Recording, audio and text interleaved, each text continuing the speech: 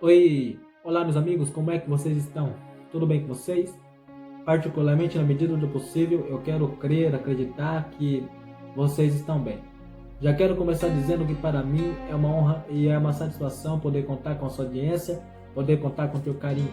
Digo a você, muito obrigado por isso, obrigado por ter clicado aqui no canal. Se você já é inscrito no canal, muito obrigado pela sua inscrição. Agora, se você ainda não fez a sua inscrição e quer fazer a sua inscrição, por favor, sinta-se à vontade, aperte aí o sininho e o programe para que dessa maneira, você de forma automática possa receber todas as notificações do canal, na exata medida em que eu for postando vídeos. Amém? Feito aqui esses agradecimentos, eu quero aqui também já partir logo para a leitura da palavra. Vamos ler a palavra de Deus. Hoje ela se encontra no livro de Gênesis, Gênesis capítulo de número 12 e versículos de número 1 e 2 apenas. Vamos lá para a leitura. Diz assim: Olha, o Senhor disse a Abraão: sai da tua terra e da tua parentela e da casa de teu pai para a terra que eu te mostrarei. Olha aqui o 2. E fartei de ti uma grande nação, e abençoarei e engrandecerei o teu nome, e tu serás uma bênção. Somente até aqui. Esses textos aqui, ao qual eu acabei de mostrar para vocês, serão a base para a mensagem de hoje. E, baseando-me mais uma vez nesse texto, ao qual eu acabei de fazer a leitura, eu quero aqui dar um tema especial para a mensagem. Que tema é esse que Deus colocou no meu coração? As 4 fases da vida de um cristão. Amém? Bom, estava aqui analisando algumas coisas acerca da palavra de Deus, estudando a palavra de Deus. Eu pude perceber que Deus, ao longo da história, ele sempre cria coisas. Ele cria o céu, cria as coisas que tem lá no céu, também criou a terra. Só que um dia ele fez uma criação diferente de todas as outras. Uma criação que era bastante especial. Por que especial? Porque quando Deus foi fazer esta criação, Deus deu para esta criação um presente que até então ele não havia dado a nenhuma outra criação antes desta. Mas que presente era esse? Quando Deus fez esta criação, ele nomeou essa criação de homem, né? O ser humano. E quando Deus olha para o ser humano, ele dá para ele esse presente. Disse um dia a Deus: façamos o homem à nossa imagem e à nossa semelhança. Também havia alguém que estava assistindo isso e não gostou nada dessa ideia. Esse alguém um dia também queria ser como Deus, ou até mesmo maior do que Deus. E disse ele: um dia subirei ao céu e serei semelhante ao Altíssimo. Bom, sabemos e entendemos que esse ser não é nada mais nada menos do que Lúcifer, o diabo. Se você não sabe, antigamente Lúcifer significava anjo de luz ou portador da luz. Mas agora ele não tem nada de luz, agora ele é um anjo caído, agora ele pertence às trevas. E por fazer isso, nós sabemos e entendemos que Deus, em sua infinita grandeza, não reparte a sua graça, a sua glória com ninguém. Então Deus, ao ouvir isso, ele expulsa esse ser do céu. E agora esse ser não tem mais brilho, não tem mais a beleza que um dia ele possuía. Agora cai ele, não somente ele, mas também a terça parte dos anjos que com ele foram. Não é? Porque ele, com sua astúcia, conseguiu enganar até mesmo esses anjos. Sabemos então que Deus pega esse homem, coloca esse homem num lugar muito bonito, por nome de Éden, ou seja, o Jardim do Éden. Logo em seguida, Deus vê que o homem está sozinho e dá mais um presente a ele, dá mais um presente para o homem. Que presente era esse? Bom, ele vai, pega Adão e faz com que Adão caia no profundo sono, e quando ele cai no profundo sono, o grande Deus vai lá, pega a sua costela e da sua costela faz uma mulher e dá um nome para essa mulher. Essa mulher chamava-se Eva. E então ali Deus vai, acorda aquele homem, acorda o homem chamado de Adão e dá esse presente a ele, dá uma esposa para ele. Aí diz a história que Deus coloca eles dois ali no Jardim do Éden, então eles começam ali a viver e Deus dá de tudo para eles, comida, bebida, enfim. Diz a história que eles tinham um relacionamento com Deus. Mas esse mesmo alguém que um dia queria ser como Deus e foi expulso do céu, estava pronto e preparado para desfazer esse relacionamento. Como? Um dia Deus deu uma ordem para eles: tudo aquilo que tem aqui é de vocês, é para vocês.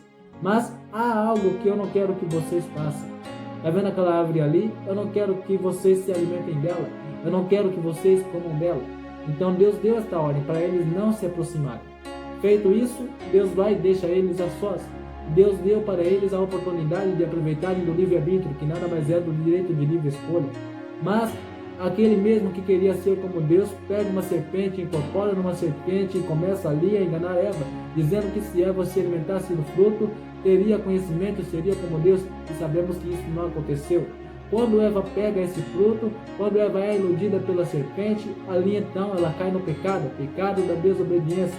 E consequentemente, paralelamente a isso, o seu marido também cai nesse mesmo pecado, o pecado da desobediência. Então eles comem, se alimentam do fruto. E quando eles fazem isso, eu já disse aqui no canal, eles abrem a porta, escancaram a porta para que o pecado possa entrar na mentalidade humana, fazer parte da história humana. Então ali eles têm filhos. Sabemos da história dos dois mais conhecidos, Caim e Abel. E daí para frente a história vai começar a ficar triste, porque o homem começou a pecar, o homem começava a errar feio. E por conta dos erros do homem, do pecado do homem, o que aconteceu foi o seguinte, que cada vez mais o homem se distanciava. Aí um dia Deus olhou para essa terra e observou nessa terra alguém que era diferente. Alguém que não se encaixava no padrão pecaminoso daquela sociedade ali. O homem havia se espalhado e por se espalhar, as pessoas começavam ali a levantar cidades, a levantar muitas coisas ali, a levantar as nações. E quando Deus olha para essas nações e vê e enxerga esse homem, ele começa a fazer um plano para essa pessoa. Aí um dia Deus vai lá e fala com essa pessoa. E quando Deus resolve falar com essa pessoa, Deus começa a falar exatamente aquilo que eu li aqui. Então, quem era essa pessoa? Abrão, um homem que não se encaixava de acordo com as coisas dessa terra, um homem que não se encaixava de acordo com o padrão daquela história. Sabemos e entendemos que Deus ali então começa a dialogar com ele. E olha aqui o diálogo que Deus falou com ele. Olha, sai da sua terra, sai da sua parentela e do meio do teu pai para a terra que eu te mostrarei. E Deus ali então faz uma promessa para ele, que ele seria pai de uma grande multidão. Diz a história que ali então ele começa a acreditar no sonho, a acreditar no projeto. Ele pega ali a sua bagagem, pega ali a sua esposa, pega ali os seus animais, vai também com ele o seu sobrinho Ló, e juntamente com o seu sobrinho Ló vai também os seus pastores de ovelha. Então eles partem para a direção em que Deus havia de levar eles. A história diz que ali eles partem e eles chegam na terra do Egito. E quando eles chegam na terra do Egito, ali na terra do Egito começa a acontecer algo. O Egito começa a ter fome, a passar fome. Ali então eles começam a enfrentar algumas dificuldades. Diz a história que ali naquele lugar começa a acontecer algumas coisas ruins. Como por exemplo, uma contenda entre os pastores de Abrão e os pastores de Ló. Diz a história que ali acontece o seguinte, eles são meio que obrigados a se separar, para assim evitar as contendas. Uma vez que eles evitaram as contendas, uma vez que eles evitaram as guerras, foi cada um para um lado, cada um para uma direção. Diz a história que acontece o seguinte ali, algo muito triste. Começa a acontecer uma guerra, começa a acontecer uma batalha, e quando acontece uma batalha, uma guerra, Ló, o sobrinho de Abraão, é sequestrado, ele é levado em cativo. Aí então Deus vai lá, faz uma promessa essa para alegrar o coração de Abraão, porque Abraão ficou triste. Então Deus vai e promete um filho para ele. Olha, porque se Deus prometeu para ele que ele seria pai de uma grande nação, de uma grande multidão, é claro que primeiramente teria que haver um começo. E esse começo não poderia ser outro senão um filho. Então a história diz que ali a promessa é feita. Mas porém há algo ali naquela história que me chama a atenção. Ambos eram idosos. Quando eu falo ambos, eu estou me referindo a Abrão e também a sua esposa, Sara. Diz a história que eles eram idosos, eles estavam velhos, avançados em idade. Então Deus vai e faz essa promessa para eles. Mas a história diz o seguinte, a história vai dizer o seguinte, que também havia uma lei que o homem poderia, em comum acordo com a sua primeira esposa, pegar ali uma mulher mais jovem e ter filhos com ela. E isso que acontece. Eles de imediato não acreditaram na promessa de Deus. Eles não creram firmemente na promessa de Deus. Diz a história então que ele vai, pega por esposa, toma por esposa, melhor dizendo, uma segunda pessoa, o nome de Agar. A história diz que ali então ele tem um filho com essa pessoa, um filho com essa mulher, por nome de Ismael. Porém, no entanto, contudo, esse não era ali o filho da promessa, porque Deus havia feito uma promessa que ele seria pai de uma grande multidão, mas a mãe desta pessoa que daria origem a esta nação era quem? Era sua primeira esposa. Talvez Deus fez uma promessa para você que aos teus olhos pareça ser impossível, que aos teus olhos pareça que não vai acontecer. Deus, ele é assim mesmo. Talvez você está aí me assistindo e você deixou de crer, deixou de acreditar numa promessa que o grande Deus havia feito a você. Mas eu quero dizer a você que no livro de Lucas capítulo 1, e versículo de número 37, está escrito assim, que Deus é o Deus do impossível. Então, portanto, o impossível para Deus não existe. O que acontece é que, lamentavelmente, nós, os seres humanos, é quem colocamos limites em relação ao nosso Deus. Mas saiba de uma coisa, o nosso Deus não tem limite algum, não tem limite nenhum. Passa o tempo, aí diz que nasce ali o seu filho Ismael. Mas a promessa de Deus ainda continuava de pé, a promessa de Deus ainda continuava valendo. Então, eu não sei o que foi que Deus fez, acredito eu que Deus arrumou um jeito de rejuvenescer os dois, não é? Colocou ali algo sobre o físico dos dois, e ali então passa-se o tempo, então eles começam a verdadeiramente ali se relacionar uma vez mais sexualmente falando. Então nasce a criança, nasce o filho da promessa, nasce Isaac, o filho ao qual Deus havia prometido a ele. Então estamos aqui diante de mais uma história conhecida. Talvez você está dizendo, puxa, até aqui eu já ouvi essa história, mas eu quero dizer a você que a palavra de Deus, ela é auto-renovável. Nesse momento eu saio da parte explicativa e entro agora na parte da revelação do céu para sua vida. Vocês observaram, vocês viram que acontece o seguinte: Deus faz uma promessa para ele, uma promessa que parecia ser absurda, mas aí então, no entanto, mesmo que pareça ser absurda, Deus vai e cumpre a promessa que Deus havia feito a ele. Mas aí eu descobri que ele passou por 4 fases, ele atravessou 4 fases, mas algo me chama a atenção. O que foi que me chamou a atenção? Claro, que Abraão não estava mais vivo. Abraão, hoje, melhor dizendo, não está mais vivo. Então, nós somos descendentes espirituais de Abraão. Abraão não está mais aqui. Mas hoje nós significamos o Abraão. Nós somos uma espécie de Abraão espiritual desta geração. E eu entendo que do mesmo jeito que Abraão recebeu uma promessa, nós também recebemos uma promessa. Nós cristãos estamos debaixo de uma promessa, a promessa que nosso Deus fez, de um dia nós iremos morar com Ele. E promessas que Deus também fez de maneira oficial para cada um de nós, de maneira individual para cada um de nós. Talvez você está aí aguardando a promessa de Deus em sua vida. Então eu falo aqui de novo, que ele passou por 4 fases. E é sobre essas 4 fases que eu quero falar para você, eu quero demonstrar a você. Bom, então essas são as fases pelas quais ele atravessou. Eu tomei a liberdade aqui de fazer algumas anotações e eu vou mostrar essas fases, eu vou compartilhar essas fases com você. Olha aqui, a primeira fase que eu vejo que ele passou. A primeira fase é a fase da alegria da promessa, que é feita pelo próprio Deus. Bom, nós sabemos que um dia nós estávamos no mundo, aí vem Jesus, nos resgata, nos escolhe para uma grande obra na face da terra. Então ele não somente nos resgata, não somente nos limpa, aí ele faz para a gente uma promessa.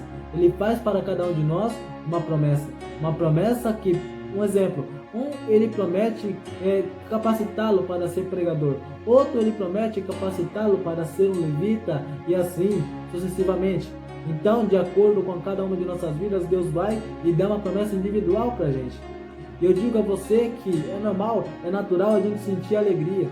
Então, se você está na presença de Deus, é um novo convertido, eu quero dizer a você que você não é apenas mais um, mas eu quero dizer que Deus tem um plano e um projeto especial, específico, guardado para você. Talvez você está aí na presença de Deus, talvez você está chegando agora, talvez você chegou agora diante da presença de Deus, é novo, é bebê ainda espiritualmente falando, e você está naquela fase de receber as promessas de Deus para a sua vida. Eu quero dizer a você, não tenha medo de receber as promessas de Deus para sua vida. Não tenha medo de vivenciar aquilo que Deus tem para você. Talvez você tenha um sonho, tenha um projeto e esse sonho ainda não se realizou. Mas eu tenho algo para dizer a você. Esse sonho não se realizou ainda, mas eu tenho algo também especial que eu penso e eu quero compartilhar com você. Se esse teu sonho particular ainda não se realizou, é um sinal também de que Deus tem coisas maiores para você. Deus tem coisas melhores para você. Se você está na presença de Deus, então alegra o teu coração, porque Deus tem riquezas para você.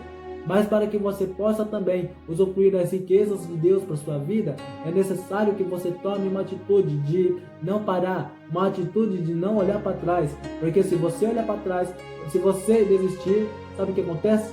Você vai perder o seu lugar na fila. E aí todos os planos e os projetos que Deus tem na sua vida vão acabar ficando atrasados. E uma coisa que Deus não quer é que os planos dele e os projetos dele para a sua vida fiquem atrasados. Deus não quer ver isso, Deus não quer fazer isso, mas Deus ele é fiel para cumprir todas as promessas que um dia ele fez a você, independente de quem seja, independente de quantas sejam. O nosso Deus, ele é fiel. E mais uma vez eu volto a dizer, o nosso Deus é o Deus do impossível. Talvez o seu passado foi terrível, talvez o seu passado antes de conhecer a Cristo, antes de vir para a presença de Deus, não foi lá aquelas coisas, mas eu quero dizer a você, independente de qualquer coisa, o nosso Deus, ele não olha para o seu passado, ele olha para o seu futuro, ele vê o teu presente e o futuro que Deus tem para você é algo espetacular, é algo que você jamais sonhou, é algo que você jamais imaginou, porque diz a palavra dele que aquilo que Deus tem para o homem, sabe, é algo grande, ou seja, aquilo que não chegou ao seu coração, aquilo que os seus ouvidos não ouviram e aquilo que os olhos não viram, é aquilo que Deus tem para você. Deus tem coisas grandes para você. Se você é recém-chegado, se você é recém-convertido a Deus, então se alegra, porque grandes coisas o nosso Deus tem para você, tem para derramar na sua vida e na sua história. Amém? Olha aqui, a segunda fase pelo qual todo cristão vai passar. Bom, a segunda fase é a aprovação, que sempre é ocasionada pelo tempo da espera. Bom, lá no livro de Eclesiastes 3 está escrito que há tempo para todas as coisas. Talvez você está aí me assistindo, talvez você está aí me vendo, aguardando uma promessa que Deus havia feito a você, que Deus fez a você. Eu digo a você que você não deve se desesperar. Veja bem, porque uma mulher, quando ela engravida, quando ela recebe a notícia que vai ser abençoada, contemplada com o filho, ela não vai receber o teu filho ali de uma beijada. Não, ela vai ter que esperar um tempo, ela vai ter que passar pelo processo, ela vai ter que esperar ali um tempo determinado por Deus para que ela possa pegar aquela bênção nas mãos. Ou seja, ela tem que esperar 9 meses. Por quê? Porque esse é o tempo da promessa ser gerada. Esse é o tempo da promessa crescer. Esse é o tempo da promessa ficar forte. Então, se você está me assistindo, talvez você esteja triste, desanimado, porque Deus fez uma promessa para você e já se passaram, quem sabe, até anos, quem sabe, até muito tempo, quem sabe você até perdeu a esperança. Mas eu digo a você, não perca a esperança, você não deve perder a esperança. Sabe por quê? Porque para tudo tem um tempo, para tudo tem uma hora. Então, se Deus fez algo para você, falou algo para você, tenha fé, tenha esperança, continue aguardando. Mas continue também fazendo a vontade dele na sua vida. E Deus tem pressa. Sabe por que Deus tem pressa? Porque a qualquer momento a trombeta vai soar. A qualquer momento Jesus vai voltar. Mas antes que ele volte, então ele tem que fazer todas as promessas na sua vida se cumprirem. E tudo aquilo que Deus falou para você vai ter que se cumprir, querendo Satanás ou não. Para quê? Para que o nome dele possa ser engrandecido e exaltado sobre a face da terra. Talvez você está aí me assistindo e você, quem sabe, está sendo atacado porque você espera uma promessa. Você está sendo criticado porque você crê na promessa. Quem sabe você está sendo humilhado como foi José, porque você crê na promessa. Mas eu quero dizer a você que aquilo que Deus vai fazer na sua vida vai ser tão grande, tão grande, tão grande, que até mesmo os perseguidores que estão te cercando, os caluniadores que estão te cercando, quando você for exaltado, vão perguntar o que foi que aconteceu.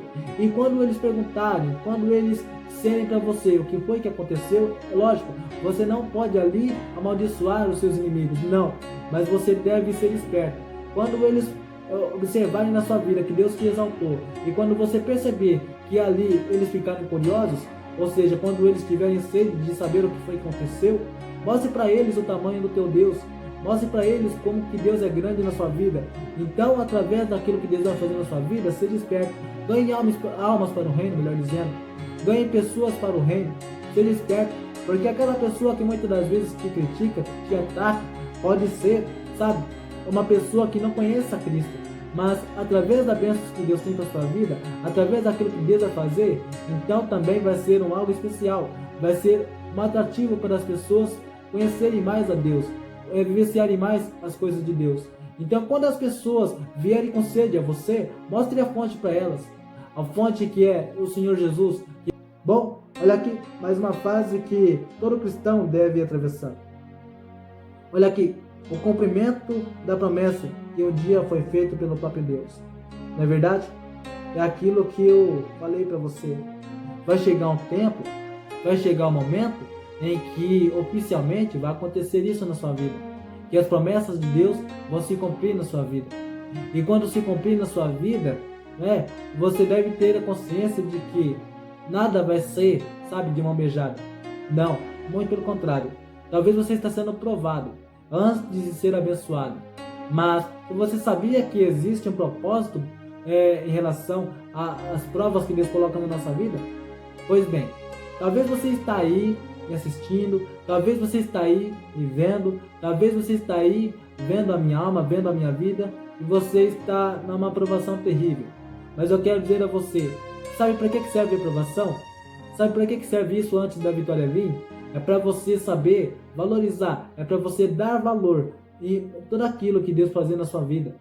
Porque se você recebe algo de mão beijada, muitas das vezes o ser humano ele não dá valor, ele não valoriza. Portanto, toda grande provação, ela antecede uma grande bênção. Se você está na prova, glorifica a Deus, porque é o próprio Deus te testando o teu coração para saber se você está preparado ou não para receber tal bênção. É o que estou dizendo? Não, é a palavra de Deus que diz. E a palavra de Deus diz o seguinte, que aonde estiver o vosso coração, ali também estará o vosso tesouro.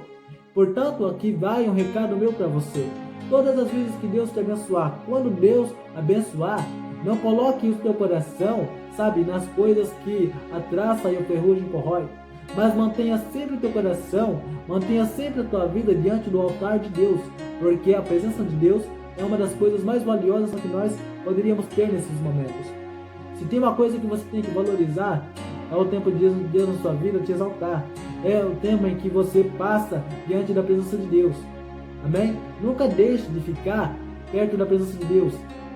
Nunca deixe de ficar próximo da presença de Deus. Valorize a presença de Deus. Amém? Olha aqui. Também existe aqui esta quarta fase que todo cristão vai atravessar. Olha aqui. A tão aguardada fase da aprovação, vinda diretamente do próprio Deus. Amém? Olha aqui, no livro de Gênesis, no capítulo 22, no versículo 1 ao 17, você vai ver algo.